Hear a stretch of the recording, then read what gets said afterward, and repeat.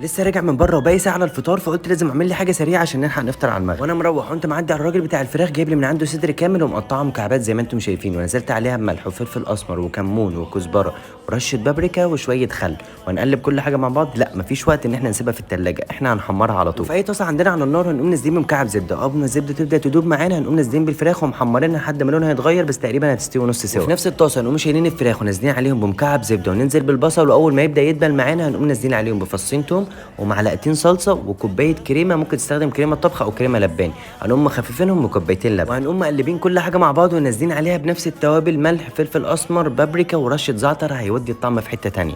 وبس كده هنقوم مرجعين الفراخ بتاعتنا عشان تكمل سوا ونسيبهم 5 دقايق. في الوقت ده هنقوم سالقين المكرونه بتاعتنا في اي ميه سخنه فيها رشه ملح. تقريبا الاكله اللي احنا هنعملها دي استخدمت 200 جرام مكرونه. واول ما المكرونه تتسلق معانا نقوم صفينا ونازلين بيها على الخلطه بتاعتنا، وقبل ما تستوي تقريبا هنقوم مهدين النار ونازلين بشويه جبنه موتزاريلا ونسيبها على نار هاديه حوالي دقيقتين. وبس كده احنا خلصنا، هنقوم غارفين في الطبق بتاعنا وعليهم رشه بقدونس كده بيدوا شكل حلو جدا. واكتبوا تحت في الكومنتات فطاركم ايه النهارده، ولو انت بصيت عندي في البايو او اول كومنت هتلاقيني سايب لك برنامج ممكن يفيدك في رمضان. وبس كده والله كان نفسي اقول لكم رايي بس انا كنت صايم.